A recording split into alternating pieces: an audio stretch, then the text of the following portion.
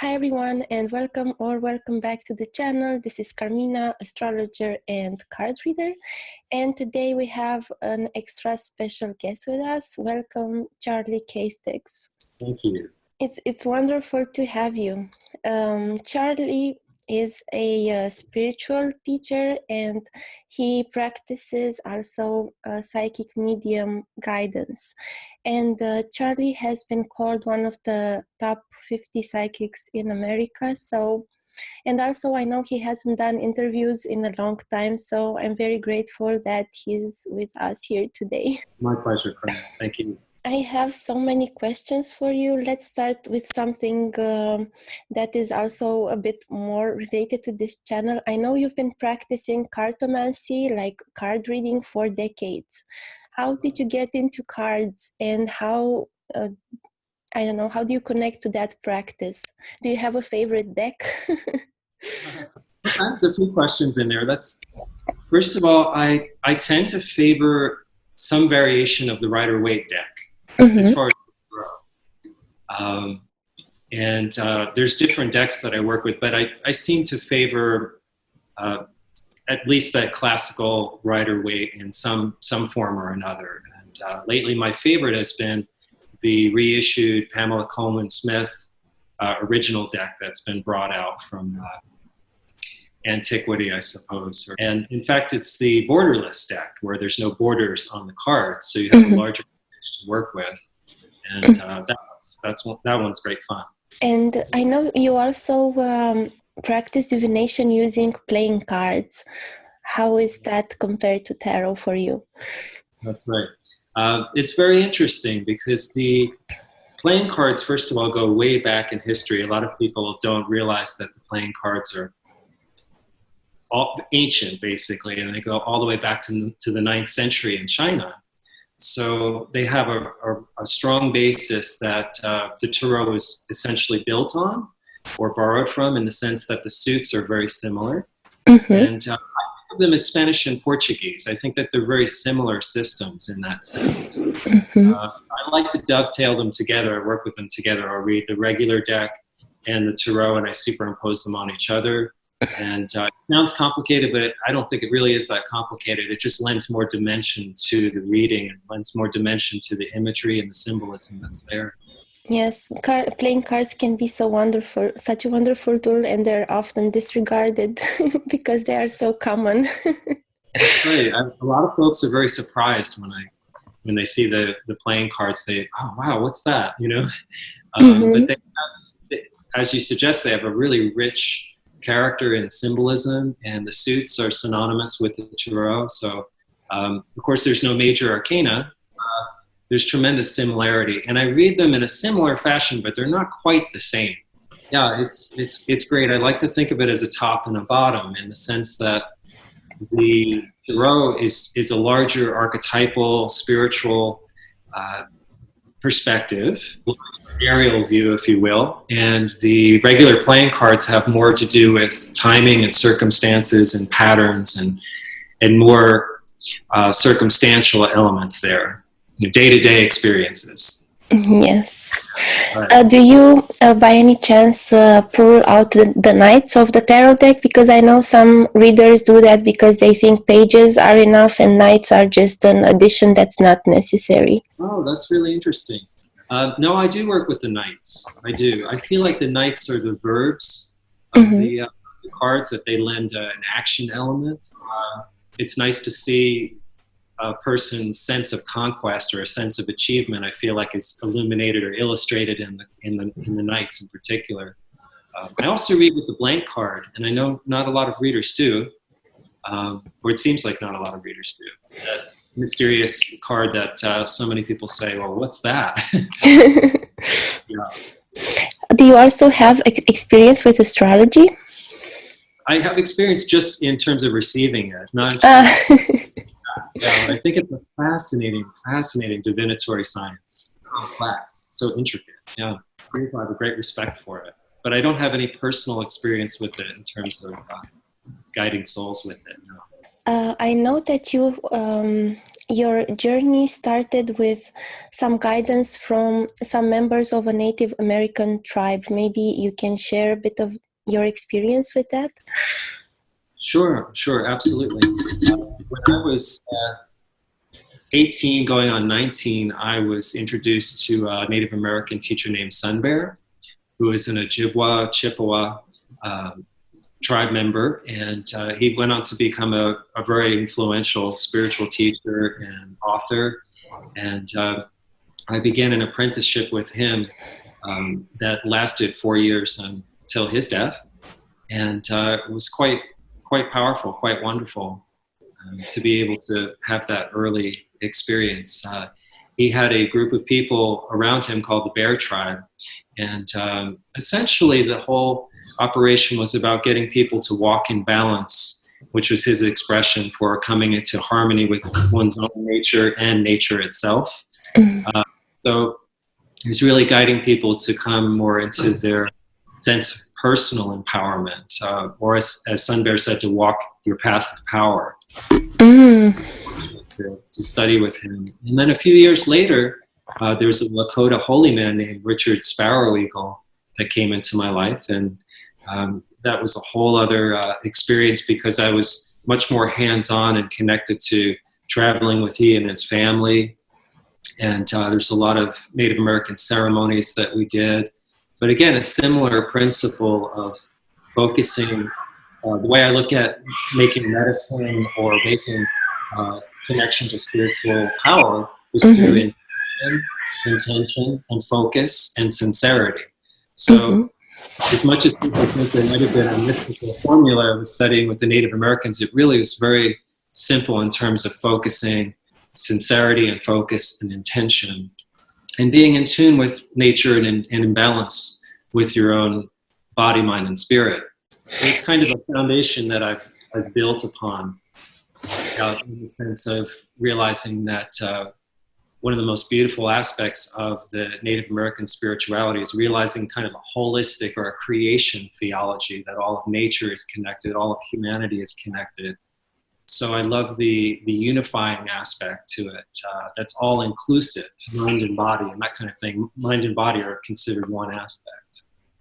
I think that's also very similar to what the ancient Indians believed in. So I think like these ancient people all had very similar belief system that somehow connected to each other, although they were very far. Right. You mentioned a little bit that you had experience with medicine when you were guided by your Native American teachers, and I know that in your readings you also integrate medium, psychic guidance for medical issues. How do you see disease in the body? What sort of imbalance is that? Is that a physical imbalance, an emotional imbalance, or what is your perception? Great question.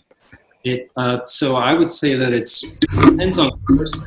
But oftentimes, again, there's a holistic aspect where if the body's out of balance, there has usually been an emotional aspect that's also been compromised or in some way disconnected. In other words, a person's mind and body may be in opposition.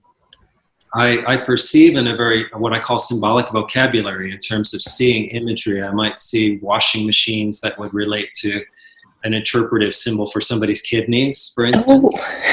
Yeah, so I tend to perceive and receive in terms of symbolic language, but some of it's very organic and I can just feel the sense of somebody having, for instance, trouble with their blood sugar or their respiratory. Or I may see a candy cane if somebody has high blood sugar, which is one of my symbols for that. The symbols are somewhat arbitrary. That's okay. I feel like guidance guidance works with us in any way that we personally identify with. If I see, for instance, a cane that somebody's holding, my association is that would represent a mobility issue. So it's fascinating in that regard. I'm certainly not a doctor. Guidance has drawn me towards being able to perceive issues with the body and be able to identify aspects with a person's health. And then I try to send them to the folks that can support them in correcting the issues. Do you think that what is healthy for one person can be unhealthy for another person, or there is, I don't know if you can answer that, but do you think there's some things that are generally healthy, or it's very subjective what is healthy for one person? Again, excellent question. Really, that's a fantastic question. I think that, yes, there is what I would consider bio-individuality. So not every diet or path of life or holistic wellness plan will work for everybody. So it is very individualized, but at the same time, I think there's a fundamental aspect of congruency that runs through each human being. In other words, for you and I to enter into a state of what would be considered heart coherence or brain coherence, to enjoy more of a more relaxed brainwave state, let's say, versus stress. Now that's universal for everybody. It's universal to feel joy. It's universal to be able to have nutrients that really feed your system. I think that your routine or your specific protocol may need to be dialed in. I'd say everybody, actually, if I dare to say that, benefits from exercise. Everybody benefits from learning how to get oxygenated. Everybody can benefit from learning how to quiet their mind, because most of us are very top-heavy, and most of us are really centering our energy in the cerebellum, in the very back of the brain, of the survival centers, right? So if we're able to draw some of the energy and some of the attention out of survival and stress, and having our attention more focused like a laser beam instead of a strobe light, yeah, then the body tends to come more into balance, right? Better and rest better and all of that. So, especially with our sedentary computer lifestyles these days. Absolutely. I know that you practice mediumship guidance, and you also guide people to better develop their inner intuitive qualities. You have like sessions to help people develop that. Do people have different types of intuition that can be channeled, or is it like a similar intuition that you channel through different strategies? How do you usually go about that? Well, the first part, in terms of people's, let's say, their natural is very individual. It's what I call a perceptual route. So, in other words, I feel everybody has a dominant perceptual route. Some people are more aesthetic or oriented towards touch. Other people are more auditory and connected to hearing. Other people are more visual. So out of all of the five senses, we tend to favor one sense. And so when I do teaching in that regard, I usually dial people into their dominant perceptual route, and I encourage them to feel through that channel or through that act. So in other words, not everybody receives symbolic language or images in their mind's eye, but maybe some other people will feel information more organically, where they'll know, but they don't know why they know. There's clairvoyance, which connects with inner vision, and clairaudience, which connects with inner hearing. And there's that clairsentience of knowing but not knowing why. Yeah, everybody dials in a little bit differently, but what I've learned is and I think the most helpful aspect is realizing that if we can listen and look and feel and focus within, 100%. If you can listen, look, feel, and focus to the exclusion of everything else, then guidance tends to come right up to the surface. Plug in all five senses and become very sensual and extremely focused within your senses, then the sixth sense of being able to perceive and receive comes forward. I saw that you mention a lot on your website the importance of meditation and how to be able to distinguish between the mental chatter and what is really an insight. So have you been practicing meditation since, I don't know, very early age, or how did you get into meditation, and what type of meditation? Because I know there are so many styles. And let's see. Well, first, there's an interesting cross-connection or correlation between when I first started meditating and also when I first became introduced to the cards, which I didn't explain before. My first connection to meditation was through my eldest sister, Joanne. And she had meditated, and I had asked her if she would show me and teach me. So I know meditation thanks two different people, but essentially I see meditation as inverting the senses, which is to say internalizing your focus. So taking your ability to sense and see and feel and touch and taste and putting that focus within to basically feel. So I started very young, and these days the meditation that I do is not too different really than that. I'm always encouraging people to find a way to just internalize their focus, and it can be just as simple as just following your breath.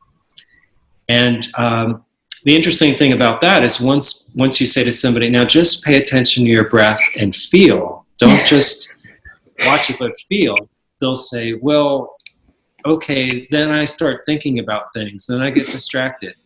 And that's the nature of the mind, is it wants something to do. So I like to tell myself and my students, tell your mind to feel. So you give it a job that it's a tool it's unfamiliar with. It's like saying to the computer, go ahead and feel. So it keeps it really busy. And as the mind works on feeling, then the greater aspect of you that includes your mind can go on to sensing. So I look at meditation as deep internal sensing, being able to invert or internalize the senses. And any process or technique that helps you do that is great. Yeah, essentially we're just getting in touch with the energy and the force that's keeping us alive. And instead of living on the surface of our skin, we're going deeper into our interior. And in my experience, that puts everything into perspective. If you can live from the inside out versus just the outside in. Some people say the way I meditate is just by walking and clearing my head or taking a hike on the mountain or things like that. Or does it have to be in a special setting, you think? Yeah, that's a very excellent question. No, I don't think it has to be sitting, and I don't think it has to be specific. And absolutely, you can meditate while you're walking. See, it's really about what I call cultivating more of an omni-focus. Focus means you're able to be in touch with your interior, and you're able to listen and sense your soul while you're walking through the world, or while you're connecting with people, and while you're engaged in activities. So it's definitely not exclusive to just sitting with your eyes closed, although I do recommend that as a good place to start. A lot of people, they need to learn to cultivate focus. So it helps to cultivate focus when you're undistracted. And then as your focus deepens and sharpens, it's a good test of your focus to go in with the walking meditation out into the world. So you want to be just as aware of your inner life and your inner world while you're connecting with the outer world. So absolutely, you can really meditate through clearing the mind and hiking in the woods. In fact, I think nature is basically the perfect platform for connecting with our spirits. We hear the word spiritual used a lot these days. What is your take on spirituality, and what is spiritual? Yeah, it's nice that it's becoming a very popular word. Nice. It's wonderful to see. So my sense of spirituality is to engage in interactive relationship with the cosmos from the inside out, rather than, again, the external to the internal. So engaging in interactive relationship with the universe or the cosmos means that you accept that you can communicate and receive information from the field or the quantum field or the universe. So spirituality, I feel like, is basically allowing yourself to have an intimate connection with life. Not so much a belief as it is an experience. It's an experience of embracing the life within you. And that frees us from a lot of conceptual constraints. For instance, spirituality isn't a matter of trying to get to a certain place or a certain level or a certain sense of trying to achieve something, so much as it is recognizing what's happening. You know, the fact that you're alive, the fact that you have existence. To know that is wonderful. To be conscious of the fact that we're alive is great. But if we could really connect our heart and our spirit to that fact, then there's a natural ecstatic experience that happens. So to me, the spiritual experience or transcendent experiences are really as simple as a 2-year-old enjoying a piece of candy. Like, watch a little kid eat a piece of candy. To me, that's an ecstatic experience of beingness. I think spirituality connects us to learning how to be very well. Since we're human beings, we might as well learn how to be. And I feel like, yes, we have to achieve, we have to be responsible to our existence and perpetuating our survival and all of that. But the real shift here is if we can do from a place of being, then the experience becomes really rich. It's like being able to not just eat the ice cream, but enjoy the ice cream. Yes. Right? Be one with the ice cream. Right. It's just really enjoy the experience of your existence. So to me, spirituality is very practical that way. It's not so much a system of belief as it is a direct relationship with life. So it's more for you like a yin attitude of being receptive and perceiving and enjoying and contemplating, rather than the yang side of the polarity of doing and going after the spiritual goal. Right. That's a great perspective. I would say yes, first of all. I do see it as more of a yin process. Mostly because I feel like if we were to use a term like the collective unconscious, the general psychology of modern people, of the 21st century world citizens, we tend to be so top-heavy, as I said before, in the sense of doing. So that, to me, is more of the imbalance that's happened as we've become overly masculine in the sense of running really fast in any direction. People feel like they're getting more accomplished if they're really, really busy. But being busy and being effective are not necessarily the same thing, right? So even Joseph Campbell had a wonderful quote where he said that you can climb the ladder of success, but you want to make sure it's against the right wall. So I think for modern world citizens, we have to look at it like there's an opportunity to yes, we want to aspire and achieve a state of connectedness to our joy, to our original bliss, I'll call it. And there's an aspect of questing, there's an aspect of masculinity in the sense of masculine energy of striving, but it's founded upon feeling. Feeling is the foundation, and once you, in other words, once you feel the atmosphere of connectedness to the universe, then the natural thing from there is to want to express it. My greatest conviction is that we are here to express and experience love. I don't think there's any higher purpose beyond that. And it's not that every other purpose is less than that, but I think every other purpose in life can be inclusive into that principle, which is to experience and express love. Because if we're focused on that, then all of the questing and all of the striving makes perfect sense. Following our passions, following the things that excite us, I feel is the route to that full experience of the self. I just don't think that we have to chase after it, but we do have to court it. We do have to romance that energy and let it know that we intend to evolve. So we're going to evolve nonetheless. We can either evolve at a snail's pace, at a very slow pace, or we can intend to evolve exponentially. And if you have that intention to evolve yourself exponentially, then that means you're claiming responsibility to be the greatest person you can be, the greatest expression of your soul.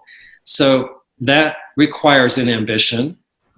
But first, you want to have a sense of accepting that you're like a kite that has to be put in the wind, right? But you don't have to put the wind.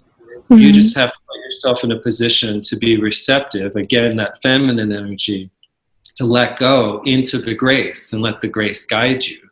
I'm going to ask you, what is your perception on free will? Well, first of all, I have an interesting sense that free will, in my experience, is not mutually exclusive with destiny. And that's what I would like to call a trans-rational concept, because it defies a linear construct. You know, as I'm sure you can imagine, we tend to polarize the two aspects. We tend to see them as exclusive to each other. There's either free will or there's destiny. And I feel it's like the water of the ocean and the sand of the shore. They're two aspects that are totally related. It's like a two-sided coin. So on one side is free will, one side is destiny. Now, I feel that there's a natural destiny for each of us, in the sense that if you have an acorn of an oak tree and you plant it, you'll get an oak tree, because it has that genetic program, it has that destiny within it. So the free will element is, for us, now we're not oak trees, but as human beings, it seems to me that we can embrace the guidance that comes to us. In other words, the inner feelings, the promptings, the imagery, what I call visionary sight. And we can embrace our potential to be guided by our instincts and our insights. And what that does is it helps accelerate and flesh out that destiny. It's like we get to be proactive about our destiny. So I feel that the two are two aspects that really relate to each other, even though they seem to be a contradiction in terms, they're really not. So they work together. Yeah, they're synchronized. Speaking of working together, I know that you consider yourself a teacher, a guide, a spiritual teacher, but your practice, your work is that of psychic and medium guidance. How do they fit together in your life, these two activities? Well, first of all, they're both aspects of guidance. That's the gift, that's the blessing that I am so blessed to be born into, is to be a guide of souls. One sense, guiding souls through readings, through consultations, is a gift of me being in a position to provide information for the individual. So I'm able to give you information that relates to you. And that guidance should empower you. It should be practically supportive and helpful in terms of your well-being, in terms of your choices and your life direction and all of that. And in the sense that the universe listens or knows what's happening for you, there should be some confirmation that that guidance resonates with you too. Okay? So that's one dimension of it, is the sense of me guiding people in terms of the readings. Now with the teaching, what I'm in that role, what I'm doing is giving you tools so you can be more visionary. The distinction is that I'm giving you more of a how-to so you can learn to embrace your own guidance and you can learn to connect to your own divinity. And they're not really too distinct, other than the connection with my sense of guiding somebody and teaching. That aspect suggests that there's some responsibility on the part of the student, that they're really interested in developing their own talent and their own ability to be spiritually connected, empowered. So I'd say the main difference is in the responsibility of the person receiving the guidance. Receiving guidance in a reading is more of a total receiving aspect of receiving information. Being taught the skills and being taught these insights puts you in the driver's seat. puts the student in the position of responsibility to engage their own skills, their own ability to listen and perceive. So when I'm teaching, I'm basically showing somebody how to expand their spiritual bandwidth. Nice analogy. Thank you. And it's so beautiful because I love it. And it's my great joy in life to help with that. And as we increase the spiritual bandwidth, what that really means is that you're increasing your ability to perceive and receive, become more interactive with the universe instead of just hoping for guidance or waiting for direction. You start to receive some tutelage or guidance on how to plug into that. So they actually work very well together, the two elements. You wrote a book, and can you introduce it a bit to the viewers, and what your main purpose, what you mainly wanted to express with writing that book?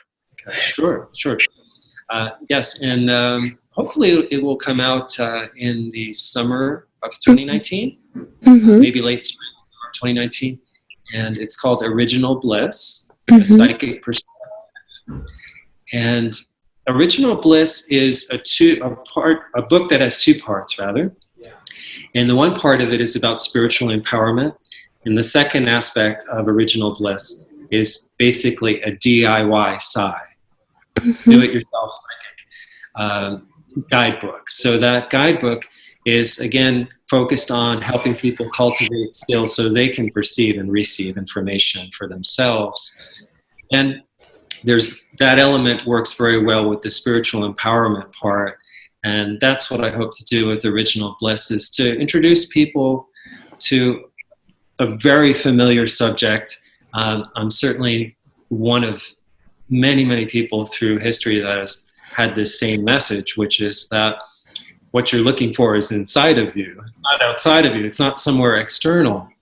And so rediscovering Original Bliss is about reconnecting with our heart, reconnecting with our spirit, reconnecting with our passion for life, our passion for our existence. So I discuss and explore some larger themes that relate to human life and that relate to everybody's life. And free will and destiny is part of that. So we had a bit of a spoiler here. That's okay. That's great. Yeah, that's great. Well, basically, it's largely about freeing ourselves. So for many of us, the challenge is that we get very attached to our story, to our narrative, our history, and we need a way to free ourselves from the binds of our past, the story of who we've been and how we've been. So we really need to reinvent a new sense of self and connect with possibility. So one way to do that is, for all of us, there tends to be a negative narrative, speaking of narrative, which is the part of ourselves where we tend to be critical or self-critical. We can either pay attention to that, or we can be connected to the noble narrative, which is the higher vision of yourself. And most people know that when we connect with somebody who may have a challenge in their life, but we only relate to them from the highest vision of how we see them, it tends to help them. So in the same sense, if you related to yourself without judgment, without criticism, which is to say, of course you can discern, you can evaluate yourself, but judgment is different and criticism is different. So one way we can really free things up is releasing ourselves from our story and realize that the story's not over. You know? Would you say that the story is kind of our ego or something like, or our persona or something like that? Or does that sound too negative? No, I think that the story tends to be filtered through the ego and the persona. We tend to see a much smaller picture, kind of like taking a telescope and turning it around, and you only see a little point of light versus the big picture. The soul sees the big picture. The ego or the persona only sees a fragment of the picture. It's still the same picture. It's just a limited perspective. Okay, so the soul has an eagle eye view. I believe it does. In the same sense that your conscience, which is an extension of ourselves, our conscience is always accurate. You ever notice that? It always knows the right thing to do. It always knows what's right. So it's just a matter of whether we want to listen to it. In that sense, we can listen to the more limited aspect of ourselves, as in the ego or the persona, or listen to the soul.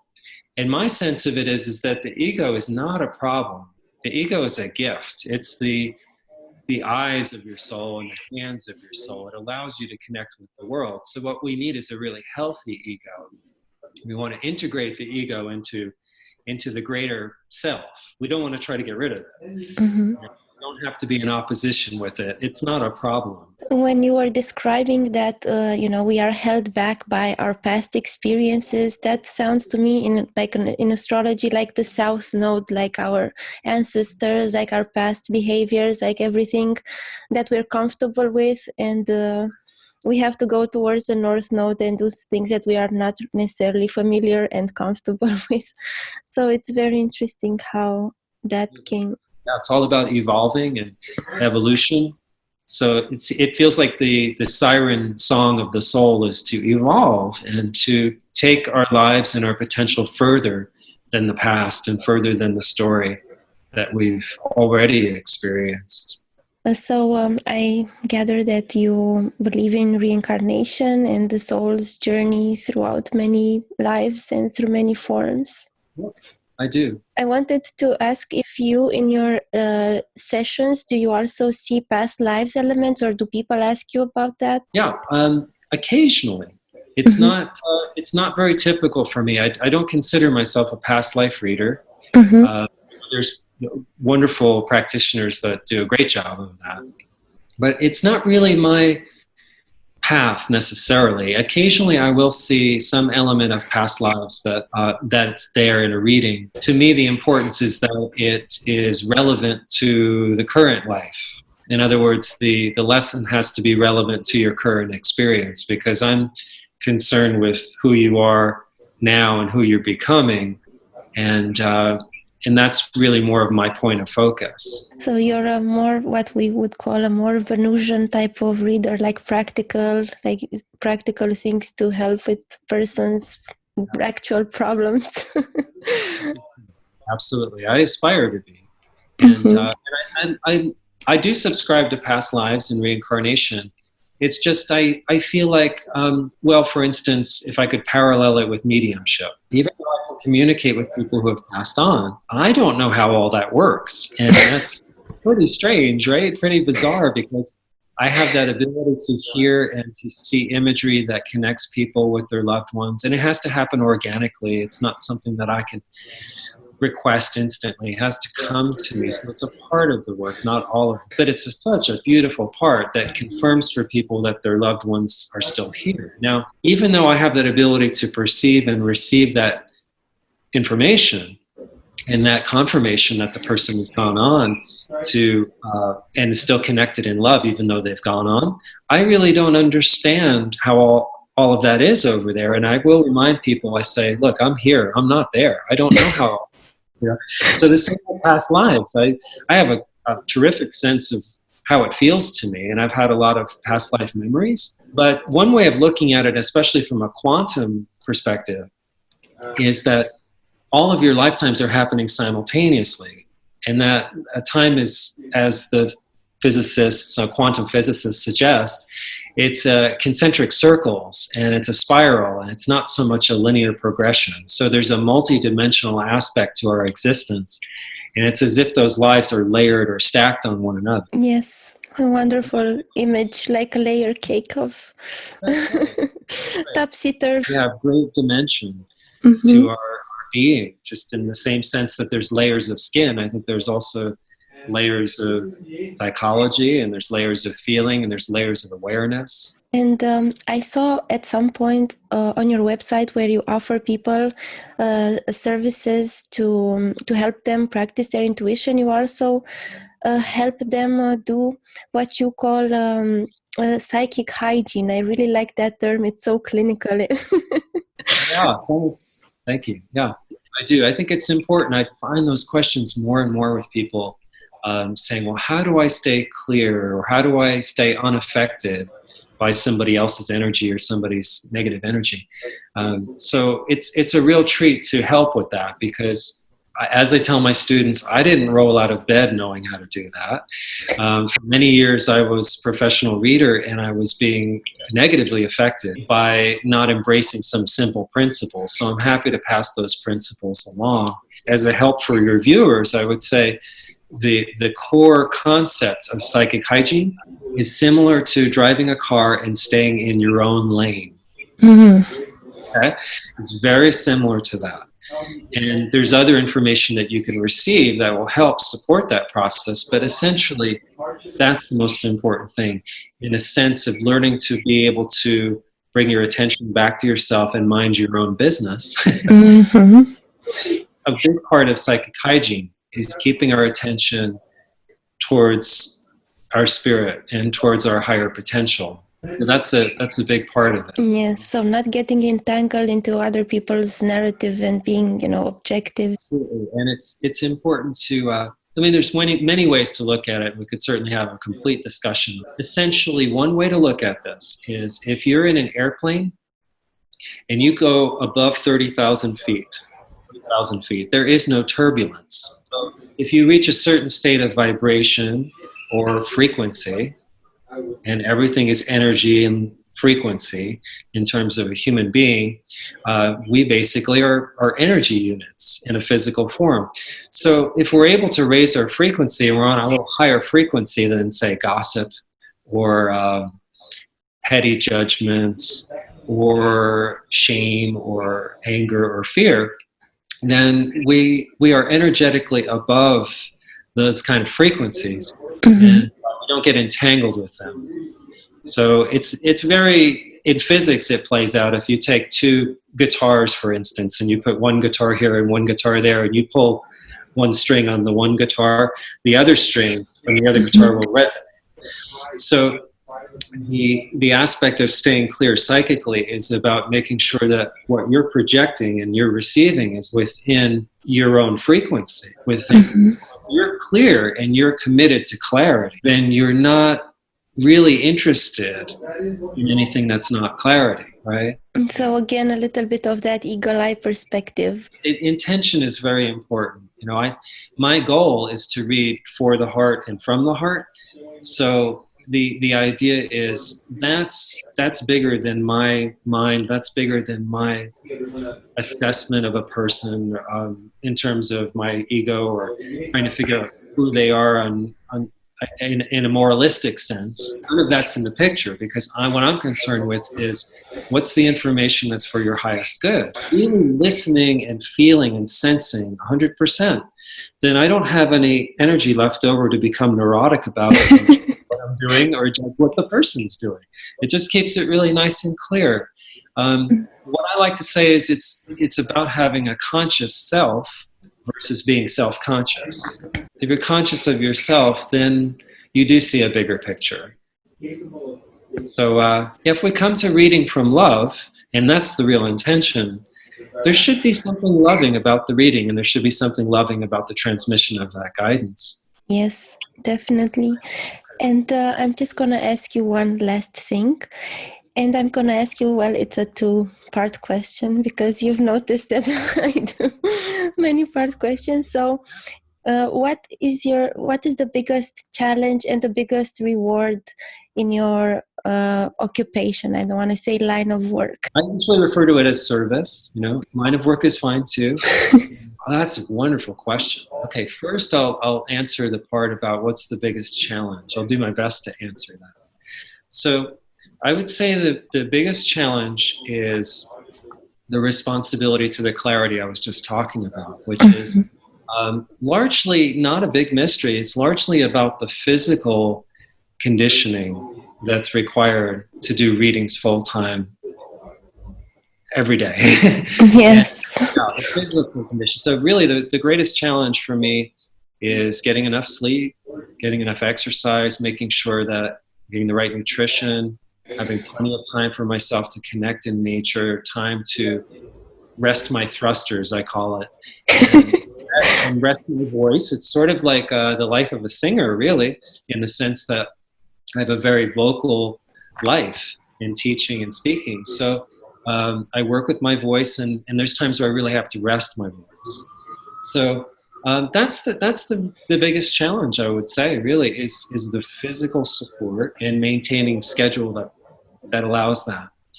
Now, the greatest blessing, the greatest joy that I have with the work is seeing the sense of fulfillment that people get, the sense of what I call confirmation, and also navigation, in the sense that when people feel that they're given information that connects them with a greater possibility for their destiny, then there's a charge from that. There's a joy about that. And when I'm able to reflect to somebody who they are, or what they want, or what they need, or what their soul's really asking for, then there's a great fulfillment from them, because then they feel very much aligned with their potential.